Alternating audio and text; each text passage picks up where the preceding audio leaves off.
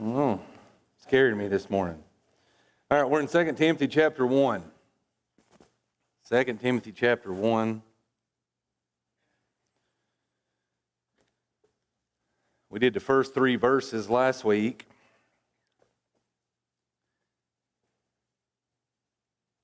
Just a quick review. Paul introduces himself as an apostle. We said he did that because he knew what an awesome responsibility and a great honor it was to be an apostle. He did his normal greeting, grace, peace, and mercy from God. And we dealt with verse 3 mainly. We talked about the fact that Paul had served God along with his family with a pure conscience throughout the lineage of his family. We talked about the fact that most people we know, they are striving to serve God from a pure conscience, and we need to approach them as such. And we maybe will be more effective with people if we realize that they're striving to be sincere. They may be wrong, and Paul was wrong, and God corrected him. But we have to approach people with respect. I can respect what anybody believes if they truly believe it. I really can. And if I approach them as such, then maybe we can be of a greater help to them. We talked about when we ended that Paul here in verse 3, he was praying. He was thankful in his prayer. Let's see, I wrote them down. He was thankful. He prayed without ceasing. He had remembrance in his prayer, and we talked about the necessity of that, and he did it night and day. We talked about the persistence in it. And we need to learn definitely from all of those things. All right. In this prayer, Paul had a mindset. Verse 4 is where we'll get started. He had a mindset, and that mindset was he greatly desired to see you, to see Timothy.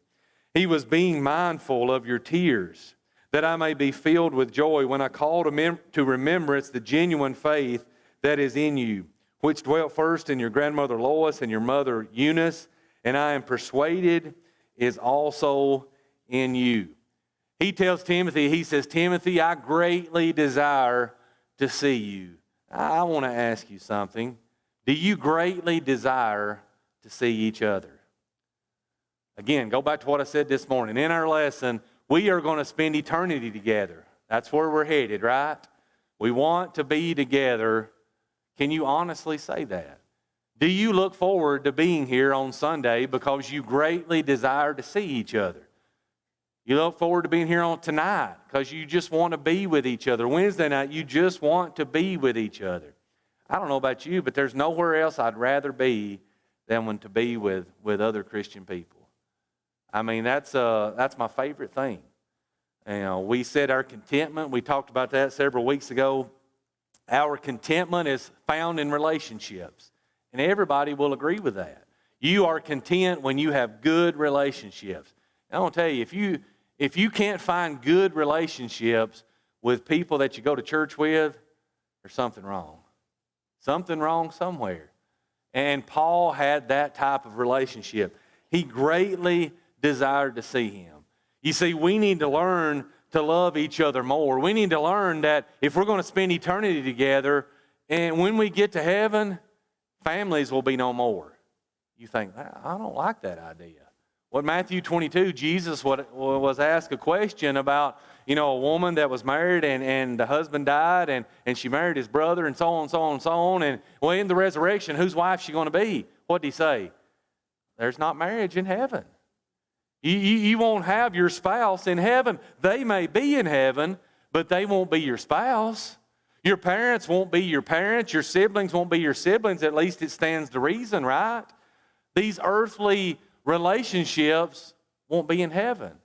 It's going to be Christians in heaven. So shouldn't we learn to love each other? I think so.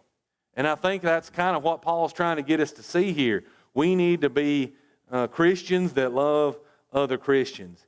He says, I am mindful of your tears. Mindful of your tears. Why was Timothy crying? Had he spent a great deal of time with Paul previous to this? Yeah. And Paul had helped him and trained him. And what happens when you spend a great deal of time with people and then they have to leave? What happens? It's difficult, right? In Acts chapter 20, the Apostle Paul there is talking to the Ephesian elders. How long had he been at Ephesus? Anybody remember? 3 years. 3 years, he says, night and day, I warned you, I spent time with you, I worked with you, I did all of these things. And at the end of that meeting, what happened? They all cried like babies. And the Bible tells us why. Why was it? Paul said, you won't see my face anymore. You won't see my face anymore. Well, they were faithful Christians. Paul's a faithful Christian. They're going to be together in heaven someday. So shouldn't we just say, we'll be happy, we'll all be together someday? Well, yes, we should. Let me tell you something. Our emotions don't work that way, do they? When we lose somebody or we leave somebody that we love desperately, it's sad, isn't it? It is sad. Have you ever had to, somebody move away, maybe for good? Move away and you're probably not going to see that person anymore. Probably shed some tears. It's difficult to not see people because, again, our relationships is what brings us contentment. And when we lose a loved one, that's why it's so sad. Even if we know that they're a faithful Christian, we know we won't see their face anymore this side of eternity. And those tears, they come to our remembrance. And they motivate us and they can help us.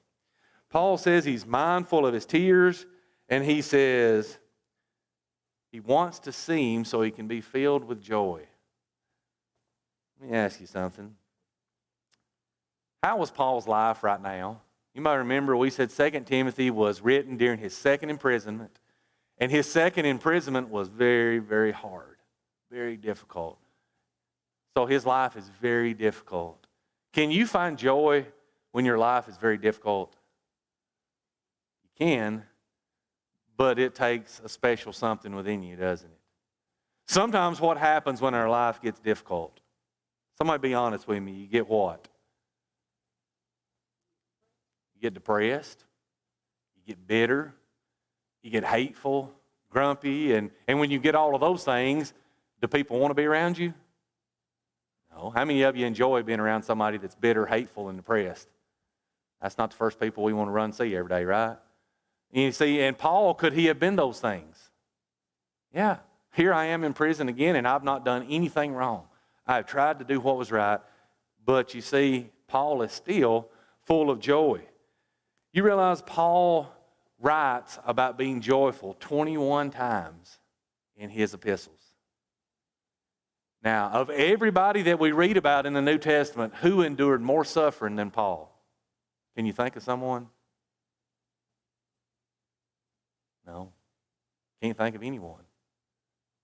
But yet 21 times he wrote about being joyful. You know why that is? Philippians 4 verse 11, I have learned in whatsoever state I'm in therewith to be content. That's what it is. He learned to control his mindset. What if we could learn to control our mindset? How much different would our life be? It'd change everything, wouldn't it? If we could learn to control our emotions and our mindset and to focus on the things that are positive and the things that we should be focusing on, everything in our life would change. And it would be so much better. And that's why Paul could say that. I've learned to be content. That's why he could write from a prison cell and say, Timothy, I sure hope I get to see you, so it will just be a joyous occasion. I'll be so happy. His mindset is totally different. And everybody knows this. You ever knew that you were going to face something hard? I've told you this before. Well, first time I went on a mission trip, my father-in-law told me, he says, you got to have a mindset that when you go, I'm going to do this no matter how hard it is, no matter what I have to face, and I'm going to do this for 3 weeks, and then I'm coming home. You know what happens? You go, and you got the mindset. For 3 weeks, I don't care what I have to do. I don't care where I have to sleep. I don't care how nasty the food is I've got to eat. And one time I lost a lot of weight over there. But it doesn't matter. For 3 weeks, I'm going to do it, and then I'm going home. And you know how you get through it? You change your mindset. You know how your life can be different? You change your mindset. You tell yourself, this is what I'm going to do. And you force yourself to do it. And you say, that's easier said than done. I understand that. There's a lot of things in life easier said than done, but Paul changed his mindset. And we've got to learn to do the same. All right, he says, verse 5, when I call to remembrance the genuine faith that is within you. He says, I'm filled with joy when I see you, Timothy. He said, I'm filled with joy when I think about you, Timothy. When I allow my mind to go back and I think about your faith and how you've grown and how good you're doing. I mean, you guys, you ever sit around and you think about maybe somebody you love and you think about how they've grown and how good they do and you're just sitting there by yourself and you're smiling. You ever done that? Yeah. And that's exactly what he's doing. He's in a jail cell and he's just sitting there smiling from ear to ear because he's thinking about how good Timothy has done. And we should be joyful when we think about each other. He says, you have got a genuine faith. You know people that are genuine, real, not hypocritical. I mean, just what you see is what you get. Aren't those your favorite type of people? Every time you see them, whether it's at church or whether it's at Walmart, they're the same. Those are my favorite type of people. Never change. You always, what you see is what you get. Now, what you see may not always be great, but what you see is what you always get. And those are my favorite type of people, and that's what he's talking about. He says, Timothy, your faith is genuine. It's real. It's sincere. And he says that faith that you have, it comes from your mother and your grandmother. Well, that tells me something about them. His mother and his grandmother, they were people that were dedicated, and we can learn from them. They were dedicated into passing this thing on. They were dedicated into making sure that they focused their life on bringing Timothy to where it was that he needed to be.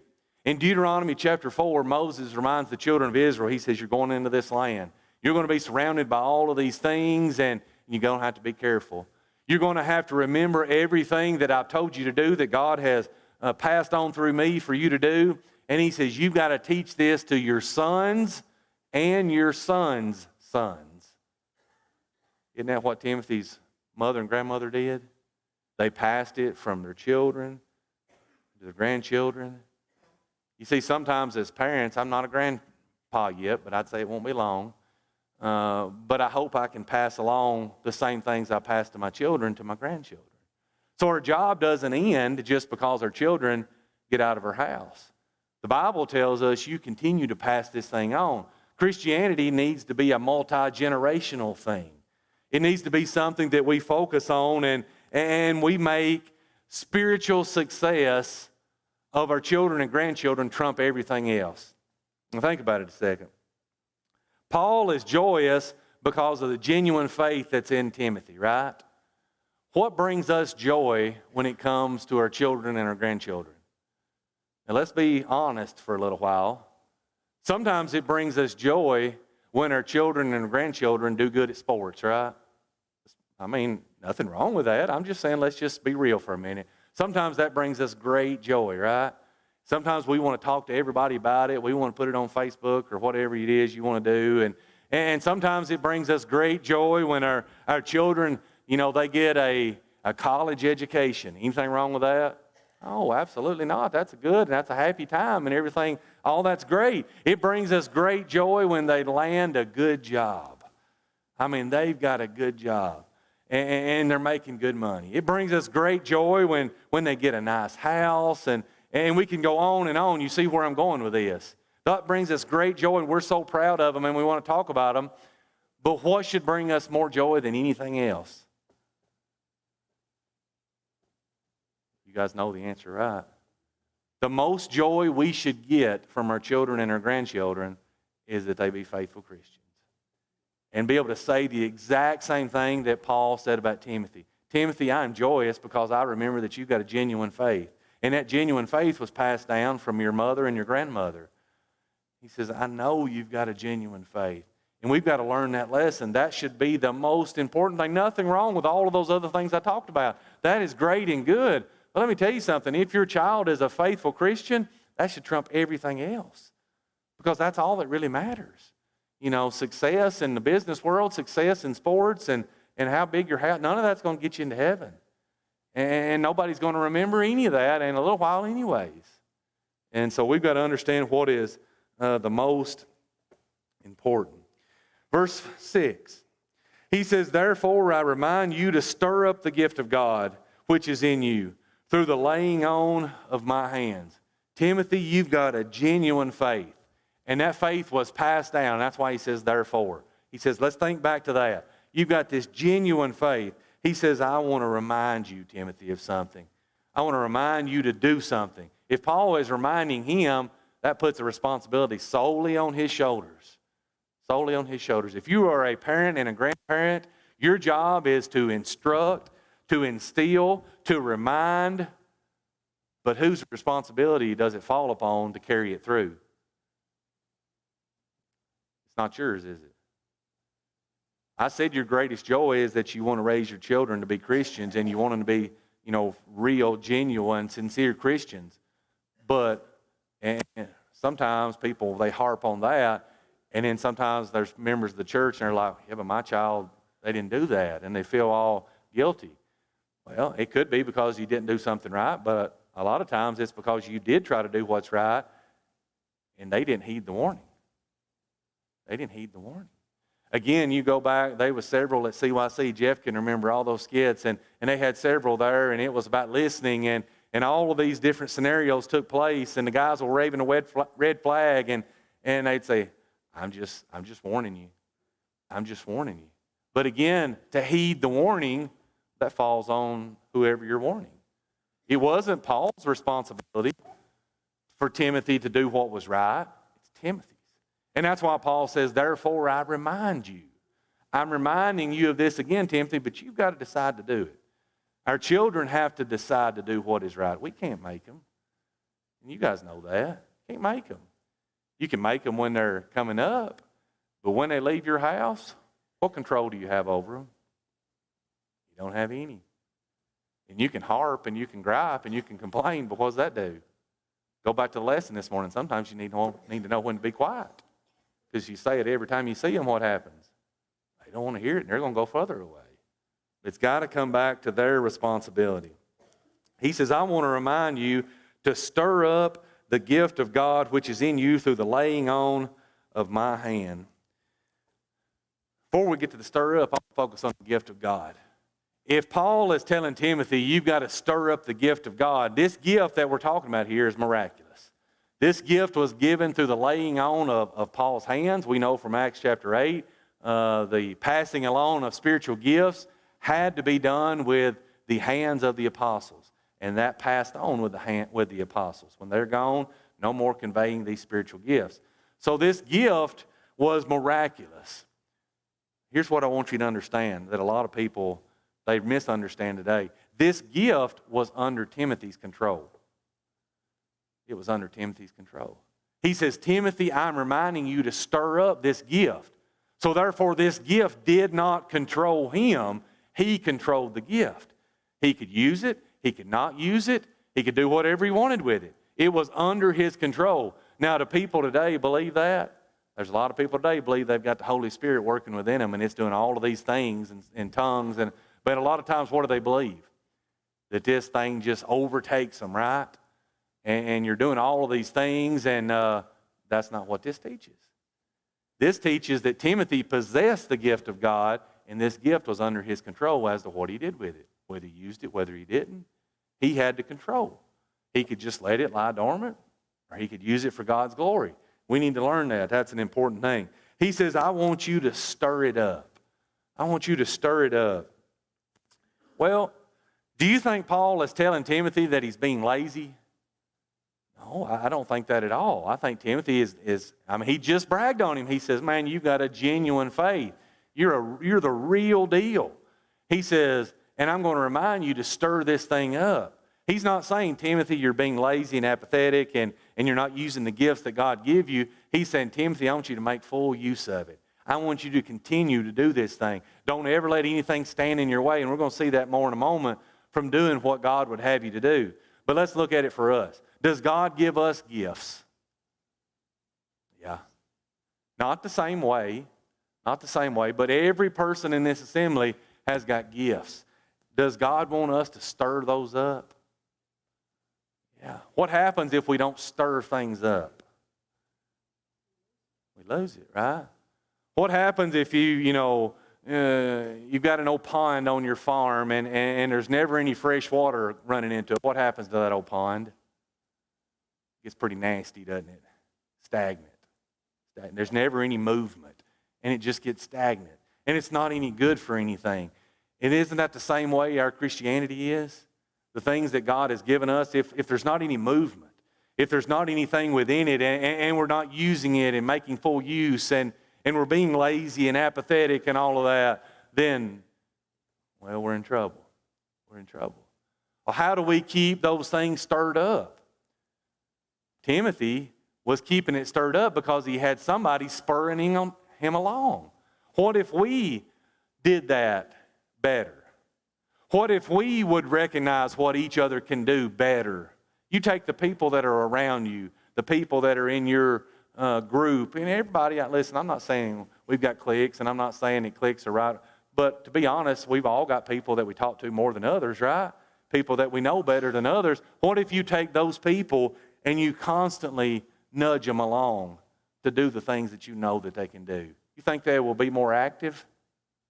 Yeah. But we don't do that, do we? Sometimes we don't.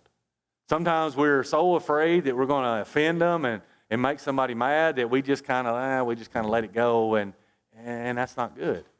We've got to consider one another. Go back to Hebrews 10:24. We used it this morning. Consider one another to provoke unto love and the good works. Provoke. Provoke usually means to make angry.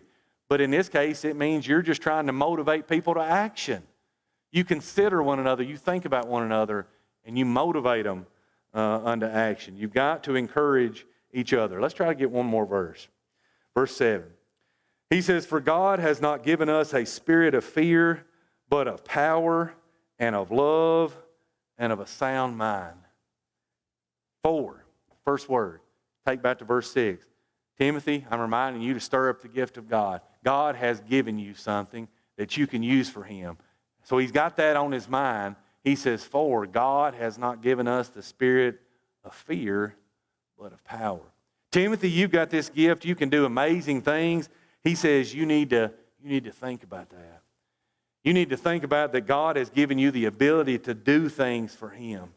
He says God has not given you a spirit of fear. Now, spirit here, I don't think has anything to do with the miraculous. And if you'll notice in your Bible, it's the lowercase s. So the translators, they didn't think it had anything to do with miraculous either. God has not given you that thing within you that drives you, the biblical heart. He's not given you a biblical heart of fear. He says He's not given you an attitude of fear, but He's given you a different kind of attitude. Now, fear can be being a coward. Fear can be being intimidated. Sometimes are we intimidated? Yeah. Sometimes are we just flat out scared to death? Yeah. Sometimes can it mean that we're just timid? Yeah. Sometimes we say Timothy is timid, and I believe he was a little bit timid, and Paul was not rebuking him, but he's trying to encourage him to overcome that. It's easy to be timid. You realize fear causes us to shirk our responsibilities. And we've talked about this. Fear causes us to not do the things that we need to do. But don't you think about Timothy here. Paul knew what was coming to him. We're about to see, when we get on over in chapter 4, he's about to die. And he knew that if Timothy was going to follow suit, odds are what's going to happen to Timothy. He's going to get in some trouble too. And there's going to be dark days ahead. So he's telling him, Timothy, I'm trying to build you up. I'm trying to encourage you. He's not trying to tear him down. Sometimes we tear down. The Old Testament was based upon fear. Do you realize that?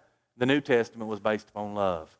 The Old Testament was fear, thou shalt do this or you're going to be in trouble. The New Testament is totally different mindset. The Old Testament was based upon thou shalt not. The New Testament is based upon motivating us for a different reason. And we've got to understand that. He says, God has not given you fear, but God has given you power. Now, Timothy, did he have the power of God? He had the power of God working through him. But what he's telling him is, Timothy, I want you to have confidence in God's power. God's power is received through faith. Ephesians 3, verse 20, God is able to do exceedingly abundantly above all that we ask or think, but He does that through our faith. We serve a God who is powerful. We serve a God who strengthens our inner man, Ephesians 3, verse 16. We serve a God that allows us to overcome whatever adversity we may face, Philippians 4, verse 13. I can do all things through Christ, which strengthens me. He says, don't focus on your fear. He says, but focus on whom you serve. And whom you serve can get you to endure whatever it is that you face. He says God has given us a spirit of power. God has given us a spirit of love. Spirit of love. Do you realize that 1 John chapter 4, verse 17 through 19, the Bible talks about this whole idea of fear and love. And he talks about that love casts out fear. What does that mean? How can love cast out fear? Let's look at it. What if I'm faced with something that I've got to do, something that's going to be difficult, and I allow fear to be what drives me? Am I going to do it? But what if I change and I allow love to drive me for whatever difficult situation I'm facing? Will love cast out fear? Yeah. Love will always cast out fear. I'm going to have to quit there because I got too much left to say. I appreciate your attention.